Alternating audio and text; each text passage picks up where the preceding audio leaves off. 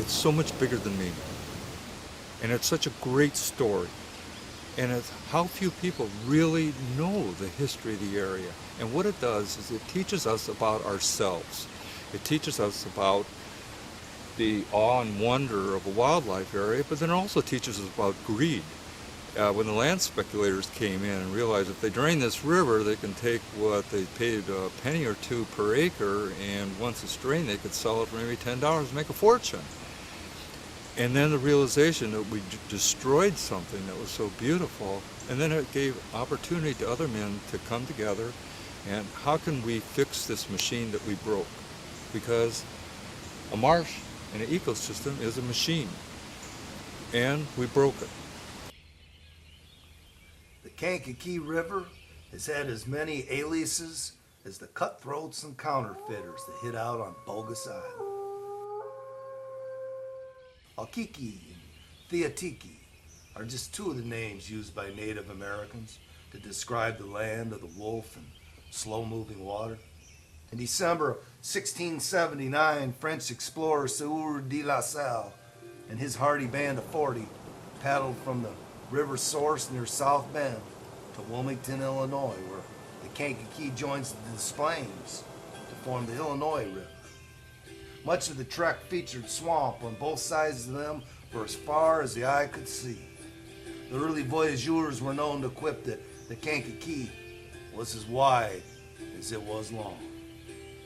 The Grand Kankakee Marsh was a 1 million-acre ecological marvel that remained pristine for the next 165 years after LaSalle explored it. To the east, in St. Joseph and LaPorte counties, it trickled through rolling prairie. To the west, in Momence and Kankakee, Illinois, it featured shallow, rocky rapids.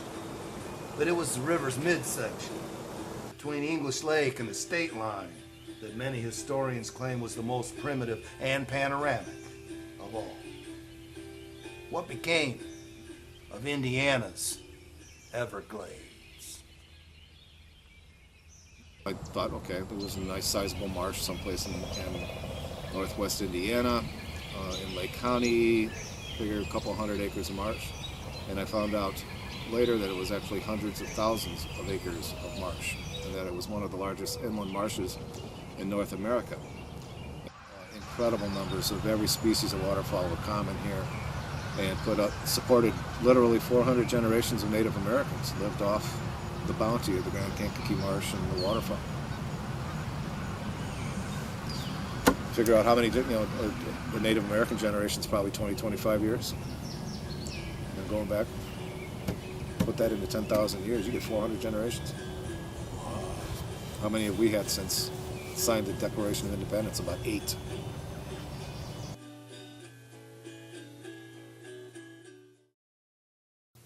Soon after the Civil War, the Kankakee River became known as a sportsman's paradise. Waterfowl blackened the skies. The oxbows and log jams were the homes of lunker walleyes and northern pike.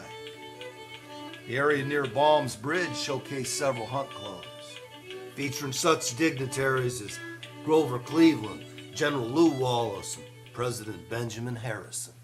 Today, there's only one left standing, and its knees are buckling.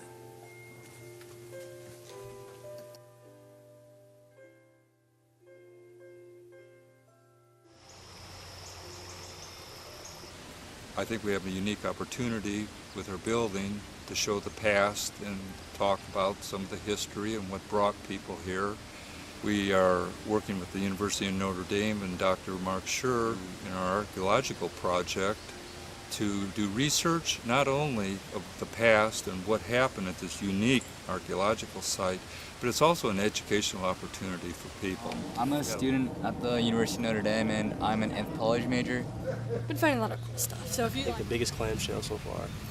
And that's pretty much. There's a lot of concrete right now, a lot of bricks. Well, we found a lot of things. I just pulled some sort of historic period pottery out of the wall here. We got more in every bucket than they get in a week. Every bucket that came out in the beginning had something wonderful in it. Wow. A lot of this previous, and we have things that are, what, 12,000 years old? Old.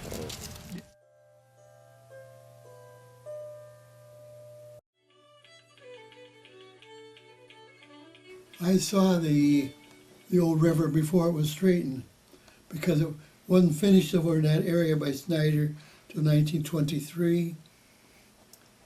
So I was born in 16, so I was about 5 or 6 years. I can remember.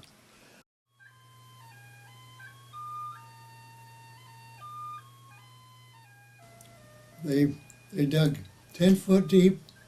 They went 90 feet wide. 80 miles were taken out of it in 2 counties, Lake and Porter. It wasn't the Kankakee anymore. For a while they called it the Marble Ditch.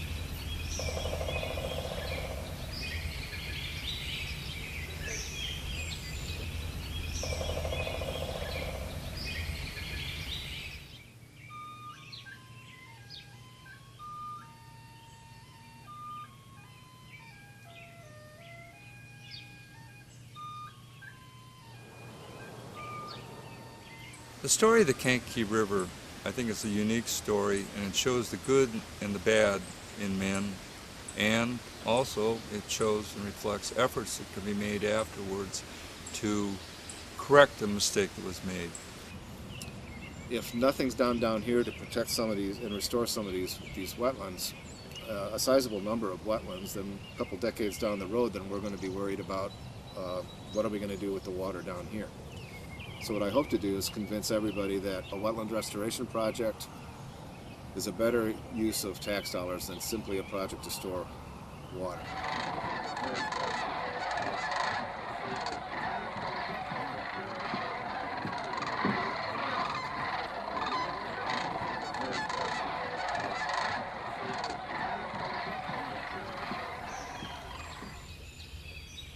The Kankakee is a river with a rich history that includes bittersweet memories for some. All children like to fish, play with turtles, and eat picnic lunches, of course. My father and my brother and my uncle got clams out of the river, and my mother had pearl necklaces and earrings that came from clams from the Kankakee River. Very few people have ever heard of that. I think mostly I remember the beauty. Because of so many curves, there was white sandbars on all the curves. And in those sandbars, flowers grew. And of course, big hibiscus type flower, a big red flower, beautiful. I'm not sure why a child would remember beauty, but I do remember.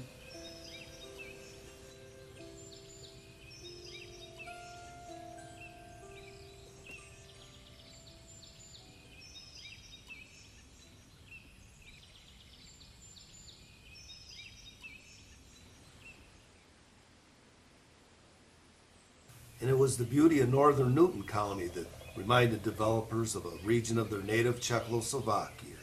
Hence, Samava Resorts was created, Samava being the Czech name for the Bohemian forest. When Samava started, is 1927, is when they began selling the lots. This is the Women's World's Fair from 1927 in May, Chicago. Samava has the back page, and in Samava back then there was probably maybe 3 or 4 restaurants. Oh yeah. There was restaurants all over the place. But see, when you're getting that many people in, you need more than one restaurant. I see this as a potential gold mine, as over 10 million Americans live within a 2-hour drive of the Kankakee River. The potential for developing a tourism industry down here is really incredible. Ideally, if we got this National Wildlife Refuge off the ground, we would hopefully have something similar to what the Neil Smith National Wildlife Refuge has right outside Des Moines, with a big, beautiful, state-of-the-art visitor center where people can come in, learn about what's special about the wetlands and the prairies of the refuge, and then you can jump in your vehicle and go and drive around an enclosure and actually see buffalo and elk up close. The Grand Kankakee Marsh and the river were still here as it was 110 years ago, 120 years ago. This would be a national park. It was just such a phenomenal natural area with incredible wildlife and waterfowl that it would be a treasure in the national park system. It was that big and that special.